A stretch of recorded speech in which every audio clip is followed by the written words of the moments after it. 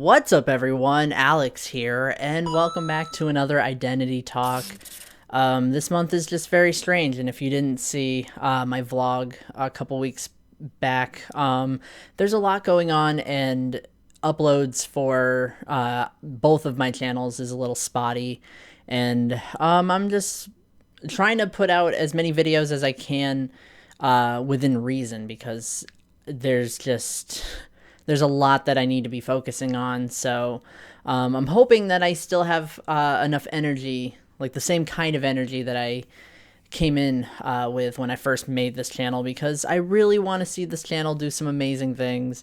But right now, I'm just kind of going with the flow and not really sticking to any specific schedule. I have been trying to upload every Monday on this channel at least, and so far so good, I think.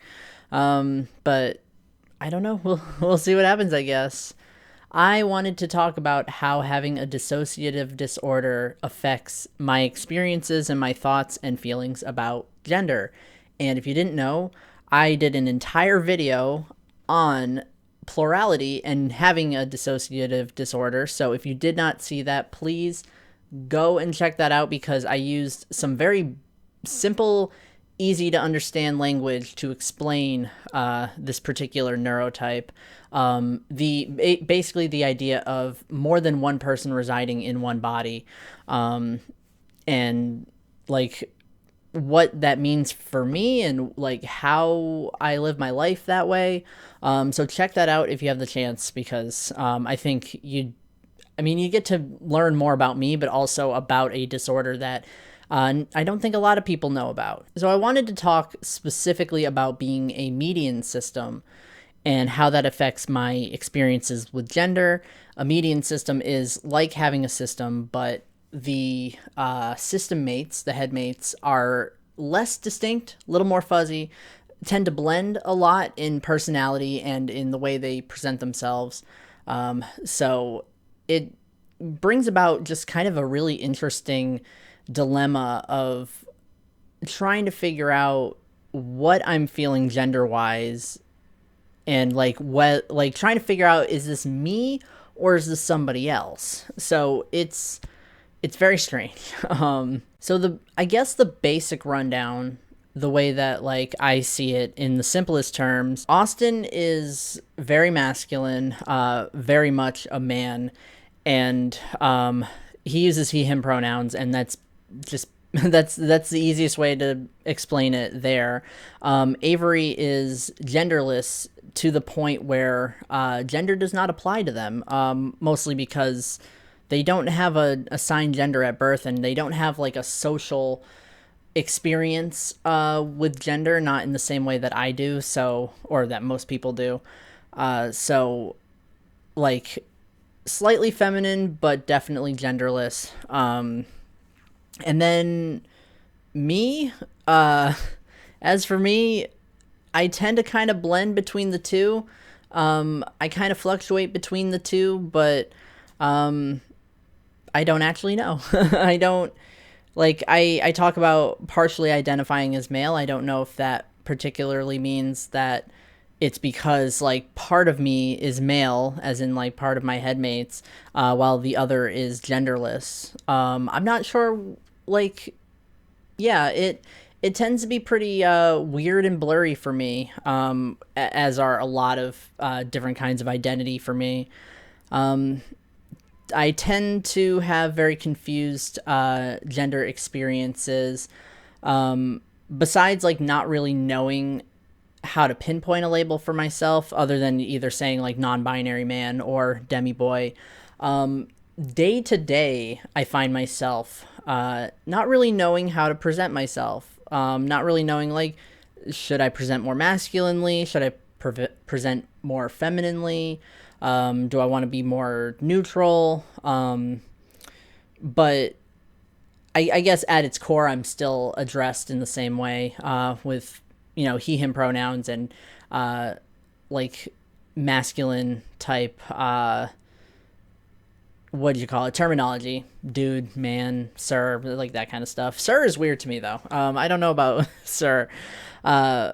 but I tend to flip flop between labels. I tend to hoard labels that I really like, which I've done a video on. I try to tie in my past videos with more recent topics. So I do have to point out that I did do a video on labels that resonate with me, and like how I think I talked briefly on like why they resonate with me, or like why I feel a connection to these labels, and why I collect so many male related or male adjacent or male aligned terminology.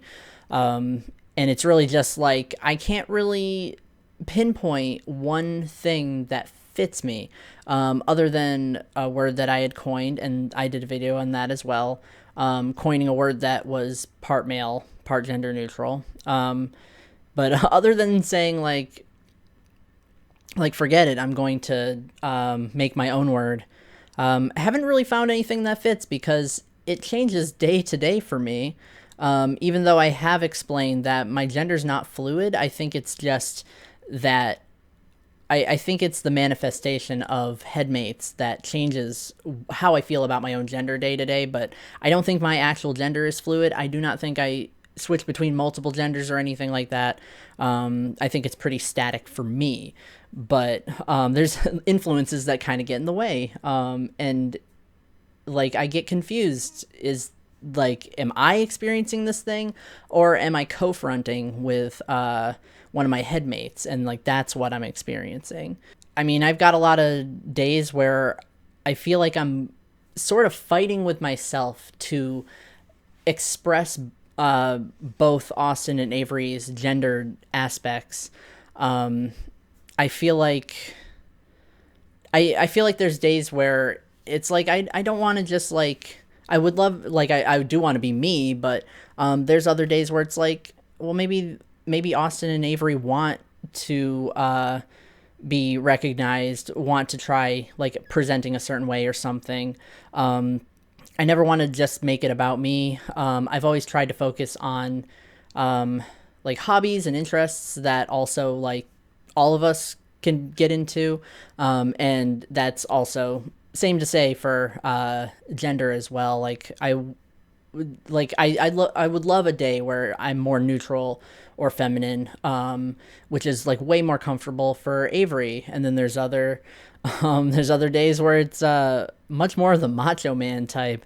Definitely like the not overly masculine but pretty masculine presentation. And I think Austin is the most comfortable with that. I never want to like speak for anyone, but that's what it seems like is the easiest way to go about it. But there's just some days where it's like, do I want to dress masculinely, or am I feeling like way more queer today? I have so many options in my wardrobe now. I find myself sort of standing in my closet and just staring at the clothes, like not being able to like decide between things. And there's some days where I just say, okay, well, I'm just going to throw on a t-shirt, which is what I did today. Kind of neutral. I got my blue, got my stripes. Love me some stripes. But I could not decide before this video if I wanted to wear a cardigan or not. And you'd think that's such an easy decision to make. Like, I would have just put a cardigan over this t-shirt. But I guess it's more complicated than that. It's like, how do I want people to see me today? Plus, like, I know, well, I mean, Austin's kind of indifferent about gender things. He's just him, and that's that, I guess. I think, like, if he were, like, a physical person, I would think that, I would think that he'd be a cisgender man, and like that's just kind of that. Like he would never question it. But I know that Avery tends to get very dysphoric, if you want to call it that. Just weird about gendered terms and gendered pronouns. They do not like being referred to with like she, her, he, him. Though I did think it was he, him. And then they were questioning its pronouns for quite a while. So it was really just we were really just going with he and it pronouns until we like really figured out what works. They them is actually their auxiliary pronouns. They actually they actually prefer nay nim near pronouns, which I'm putting on the screen here. They kind of have like a I guess they kind of like it kind of reminds us of like nymphs and like forest creatures, something that is sort of beyond the human scope of what you'd expect from a neopronoun. They were questioning fae fair pronouns, which are again I'm putting those on the screen. Those are based on like the fae, like fairy folklore, especially on like the more like feminine days for us. But I just use they them for now. It's a little bit easier, but it is nay nim, and I mean, see, the problem I'm having right now is that I did not write a full outline for this episode. I wrote, I was supposed to expand on a lot of these points, and I ended up just writing like a rough idea of what I wanted for this episode. I didn't realize that I hadn't written a full outline that I could use to stretch this video out. So I'm trying to find more things to talk about in the context of this video's topic. I guess there's just some days that I feel weird switching so much between the way I present myself. It's bad enough that it seems like my personality changes day to day, just from having headmates and them being more active day to day.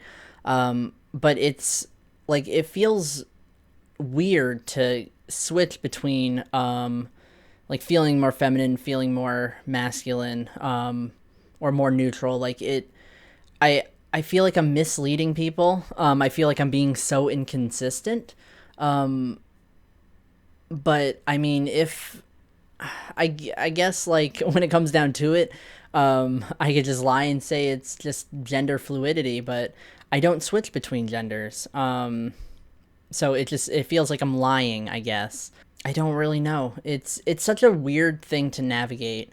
And not many people have like this kind of experience. I know that a lot of people, their neurotype affects the way that they experience gender. Like that's, I mean, a lot of people are talking about that in the queer community, like being autistic, how that affects the way that you view gender and gender roles and gender presentation and expectations and all that.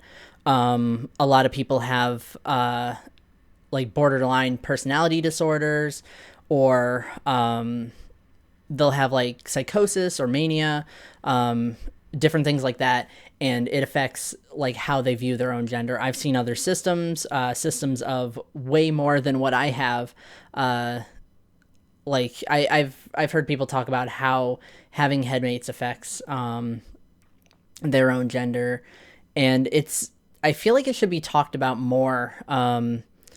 Like just the brain science of gender, and not in a way that like, not in like medicalizing transness sort of way, but just like why the brain experiences gender in the first place, especially when there is a mental illness or a condition or a neurotype involved. I guess it's going to be kind of a shorter episode. I'm really trying to drag it out, but I'm probably going to go right to the question of the week, just because I don't think there's so much to talk about on this topic. I really tried to make it a broader topic, where I like discuss like neurotypes and gender, but I think I've gotten what I need to out of it. It's just there's no real like solution to like, well, what do I do if I'm feeling a certain way due to a headmate being more prevalent that day? Like what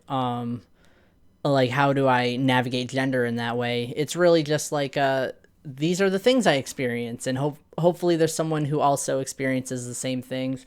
I'm always open to questions and comments and stuff like that, like on the video. Like I'm always open to that kind of stuff, so that we could further expand this conversation. But I mean, that's what I got. I have the question of the week here. Does your neurotype ever affect your experiences with gender, and how? And also, you can answer that question in the comments if you feel like it, and I'll always respond. I respond to every single comment that I get, so we can open up a discussion in the comments as well if you are not in the Discord server. But that's where I'm getting these questions from. Curran says, definitely, I think for me it makes it more confusing. I don't have a strong grasp of what gender is supposed to feel like. I also have a very strong rejection sensitivity, and I think that affects it too. Rejection sensitivity disorder. I don't know why I had so much trouble talking about that. Angel Cake says, my boyfriend says he thinks it does, but I've never really noticed it myself. It's sort of like you might not even realize something's off or weird about you until someone points it out. I had brought that up again, like, the inconsistency of the way I present myself and the way I feel about gender changes day to day. And yeah, it may seem like there's something off, like there's something a bit different. That's a little bit weird to navigate for me. Fossil says, mine does. I don't identify with genders related to my mental health, but I definitely feel different levels of masculinity based on my mental health. So if I'm feeling worse, my masculinity levels go one way, etc. I definitely. So the genders related to mental health. People in the queer community have coined terms to, I guess, explain how their mental health affects gender, and there's all kinds of different terminology that people will use, and people have created flags and stuff. And I mean, I like that is a thing. I know that there's system related terminology and flags that people have created to explain how gender manifests itself, or how the system as a whole experiences gender. So I guess it's something I could look into, or I could make up something that might fit. I haven't decided yet. I'm still new to the neo labels, and taking on neo labels just because I don't know. I get kind of afraid of being judged. So it's taking me some time to figure it all out. And Angel Cake had responded with, yeah, I don't identify with any neurogenders, and I don't think that my mood disorders change my gender.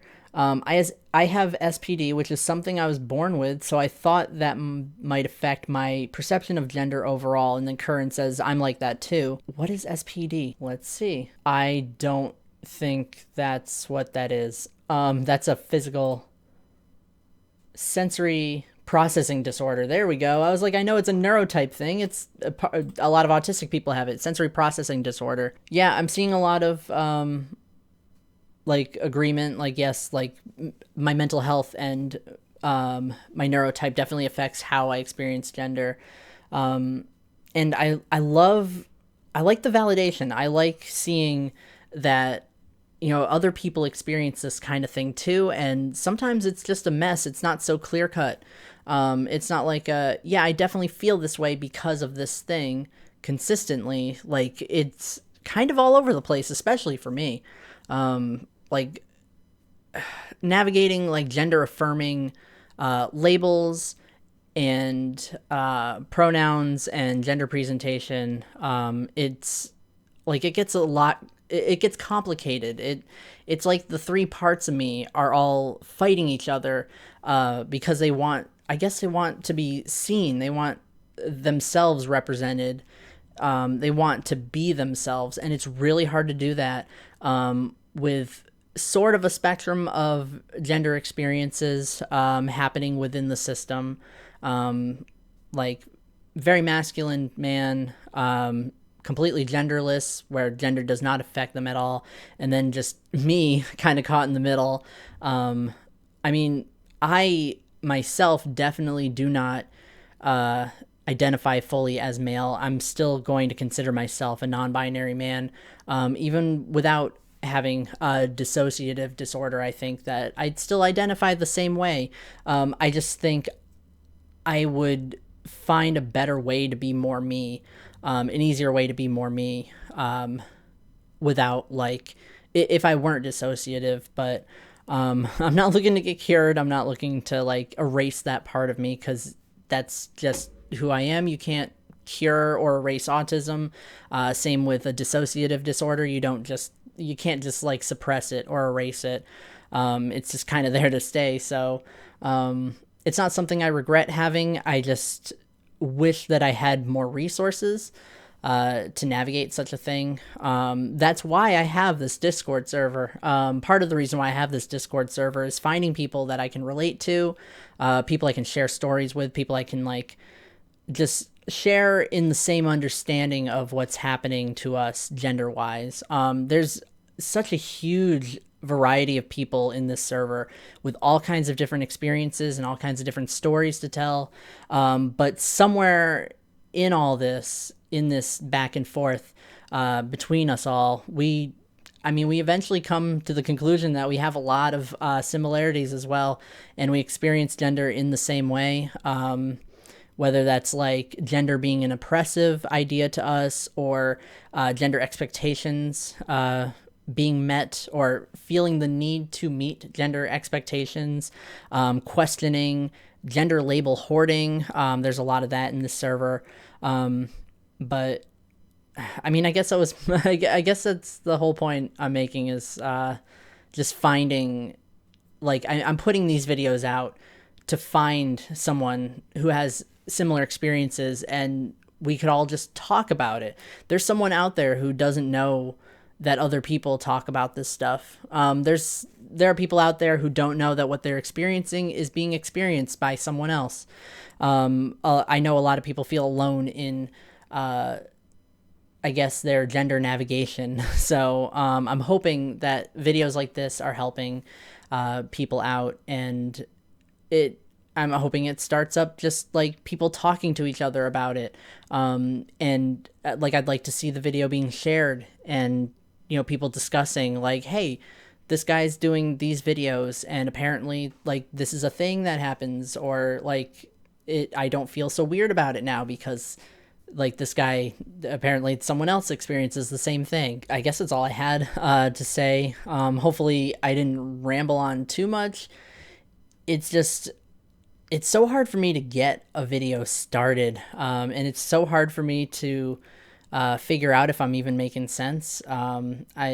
Sometimes I feel like I don't get the details right when I'm trying to talk about myself, but hopefully I can build off of what I've already said in previous videos and expand on all the things I've talked about and get really into the detail of my identity.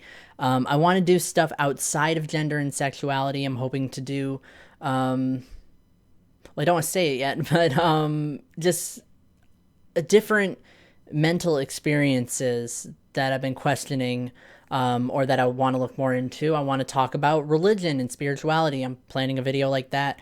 Want to talk body stuff, like in relation to my gender and in relation to transitioning. Just, I don't know. I want every aspect of my identity to be explored with these videos. And I mean, maybe we could do something amazing with this channel somewhere down the line. I'm hoping to maybe record with my boyfriend and do some interesting videos there. I was planning an 18 plus talk show type thing, or variety show, probably more of a talk show. Not really a podcast, but kind of, where we talk about identity and we have a discussion about, I guess, just about anything. But that's something I want to kind of plan for later on down the line. For now, these videos are going to be kind of the same stuff. The occasional, like the monthly identity talk videos, the occasional like vlog, once in a while doing those Animal Crossing New Horizons tours, showing off, like I showed off the gender notebook, like showing off stuff like that, like activities you can do, projects you can do that are gender related. And I don't know, I guess that's that's just, it's going to kind of keep within like the same few ideas for now. But I'm still going to be like mixing it up. Still going to be doing like poetry readings, maybe writing my own poetry, showing off like my works of art and things I've created in general. I mean, let me know what you want to see, what you're interested in, because I would love to share my life more, and show off like what I've been doing, what I've done, what I plan on doing, goals and all that. But yeah, I guess I guess that's it. Thank you so much for watching and for sending in questions. And I mean, I can't wait to see what else we can come up with for content, because we're kind of in this together. The reason I make this content is because I have viewers that watch this, so we're kind of collaborating on a channel. I'm getting feedback, we're discussing things, I'm presenting a topic that people are responding to. So we're kind of in this together. So I should probably say, I'm looking at my computer screen right now. Next identity talk video is going to be about body stuff, talking about the physicality of transitioning and what I want from my transition. And that's actually going to be next Monday, because this month had 5 Mondays, so the last Monday was a bonus video. So this one's just going to be next week, just talking about body stuff and all that. So be there, enjoy that. I mean, I hope you enjoy that. Is probably what I should have said. I hope you enjoy the upcoming topic. I try to make a good variety of identity talk topics to talk about, but yeah, eventually I'm going to be expanding out and all that. So anyway, I am signing off for now. See you later.